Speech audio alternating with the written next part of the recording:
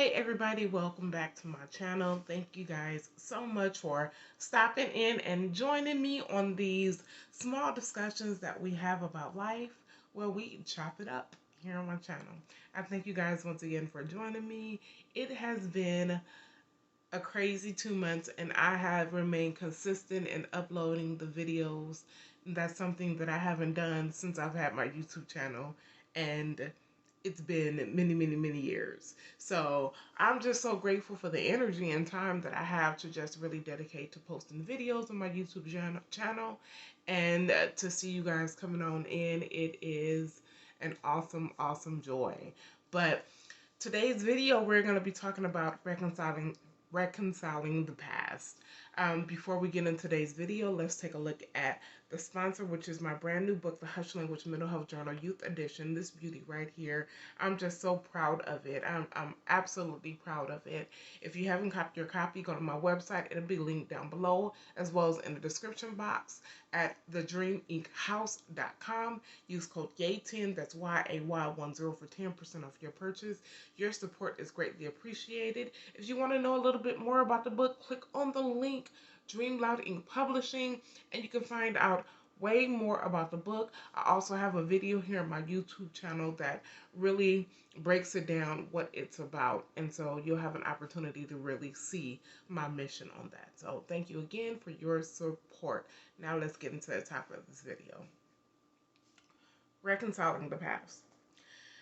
So I realized that as we get older, you really begin to take a look at your life. You take a look at your life, you take a look at your failures, you take a look at your ups and downs, you take a look at your disagreements, your relationships, your friendships, your family. You take a look at everything.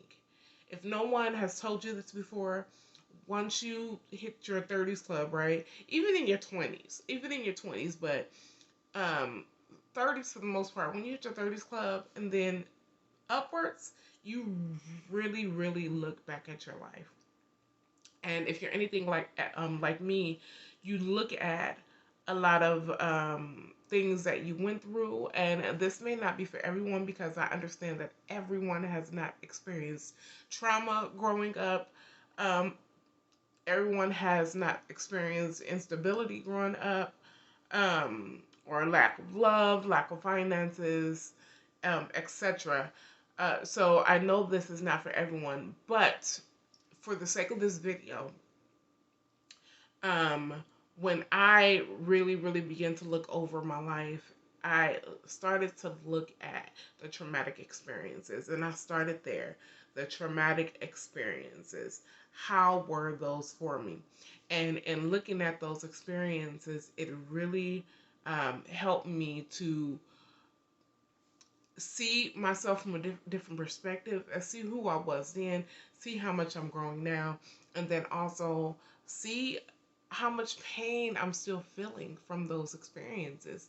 And when I tell you, I realized that I was really hurting, really hurting about a lot of the pain, about a lot of the encounters that I had growing up, because it really shaped and formed who I was. It shaped and formed who I was. And as you get older and you want to continue to do good for yourself and be a good citizen in society and go after your dreams and goals, you really don't want anything holding you back. You don't want people, you don't want friendships, you don't want the past holding you back, right? Including people in the past, not just experiences. And so I took a look at that and I realized that I needed to begin to reconcile certain things in my past in order to move forward, because it was weighing me down. And some of this has happened over the past few months. Some I reconciled a year ago. So for the most part, a lot of this is recent for me. It is very much recent for me. And I think that's why it's really given me the momentum to push forward in my dreams and goals, because now I have some of the space, not all of it, but I have some of the space within me to revive my dreams and my goals, right? And so one of the things that I did when I began to reconcile my past is I took a look at it. I took a look at it from who I was at that point and the actual circumstance and what it did to me and the people who were involved, right? And I questioned myself and I said, okay, where is this hurt coming from? Why do you still feel this hurt? And some of the hurt is understandable. Some of the hurt is necessary. The pain, some of the pain is necessary in order to evolve, right? And so when I looked at that, it was just getting frustrating because I was going down this endless cycle of continuing to hurt over the same things. And everybody's process is different. I never tell anyone to rush their process. I don't care how long it takes or how many years it takes. It is your process, and you have to get to that point on your own time, right? Um, but certain things in my life were just a hindrance. And so I began to remove it from my mind mentally. And what that sort of looks like is for me being a Christian, for me believing in God, for me being um, this this person this relational person, the spiritual person. um, I had to talk with God about it. And, I just said, God, you got to help me. You got to remove these thoughts and these emotions from me.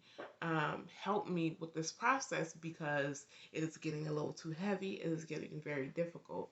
And although sometimes the prayer is not answered right away, at least you think it's not answered right away. Because I honestly believe that prayers are answered right away. We're just catching up with the prayer, right? But I didn't feel in the moment that it wasn't answered right away. And so thus I began to go through the process. So after I prayed about it and I asked God for help, I looked around and said, okay, how can I change that part of me um, for a better outcome? Is it my verbiage? Is it my discussions? Am I talking about it too much? Am I holding animosity or resentment towards that person or those people or those experiences? Because not only do we have to forgive people, sometimes you have to forgive experiences because experiences can have traumatic effects on you, just as well as experiences with people. But so, I began to look at that. So what am I doing? How can I change this? Can I change my verbiage? Can I, am I holding animosity or resentment?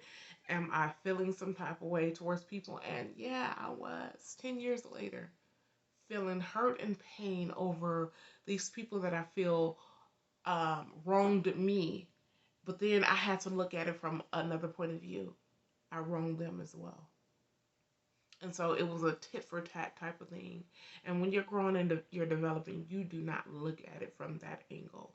You just don't because you're not there.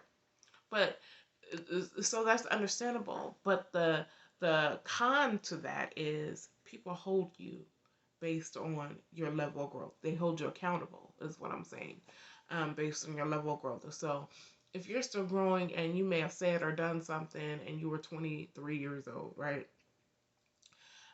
As you get older, people still hold you accountable to that, not understanding that, dude, this person was growing. And I'm looking at them now 10, 20, 15, 20 years later, and they've grown so much. And they are a beautiful person. So I can no longer hold them accountable for that. I had someone who held something accountable against me for 10 years almost. I think it was about 7 or 8 years. And I didn't know that she held this against me. I didn't know until I asked her one day. I emailed her and I said, have I wronged you? Really, have I wronged you? And that's when she told me. But you held that in for 7, 8 years. Okay? And so it's just one of those things that you have to really look at when you're reconciling the past. Another thing that I began to do was begin to have a little bit of grace on myself because I am not the only one who experienced these things in life. People have had it far worse than me. And knowing that there is grace and opportunity for growth and change really puts me in a position to want to be better and to continue being better. And so giving myself grace and knowing that, Toy, you got this. And the best help that you can get outside of therapy, right? Because therapy is clutch. But the best help that you can give yourself is to help yourself, you know, on those times when you can't speak to your therapist or speak to your friends or your loved ones, on those times when you're crying out because you're in so much pain and you're hurting. Um, have grace on yourself. That's the best way you can help yourself. And I had to learn that, Toy. Have grace. Now, I, for one, am very hard on myself. I am. And I think it was an inherited quality. Inherited quality because I don't know where that came from. Well, I think I know. My mom, family, always trying to be someone, always trying to be better because I was never enough for them. Never enough for them. So I always got to keep going, right? And so reconciling the past can mean so many things to so many people, and you can go about it so many different ways. What I suggest is that you really take a look at your past, what it did to you, what it's doing to you now, and who was involved, and figure out how can you move forward from that, what changes you need to make in yourself, if forgiveness is needed with those people, and and how do you go about it? And if you're a spiritual person, praying about it and writing it down and releasing it, and most importantly, having grace on yourself, giving yourself grace because you deserve it.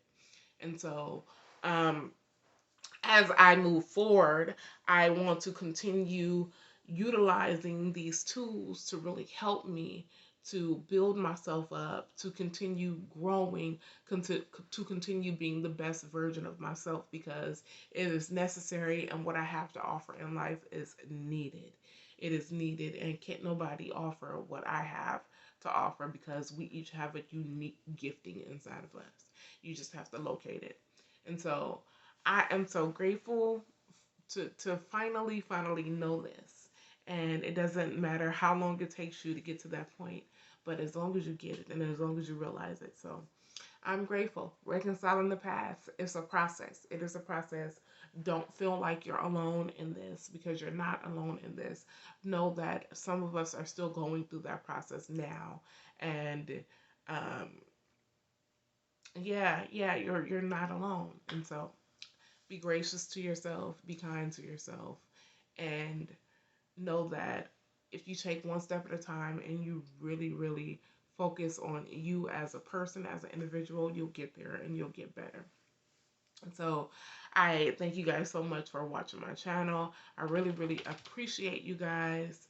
And again, that is today's topic. If you have not checked out my brand new book, click on the link, use code YAY10 YAY for 10 for 10% off of your purchase. That's YAY10 YAY10. Your support is greatly appreciated, and I will see you guys on the next video. Bye for now.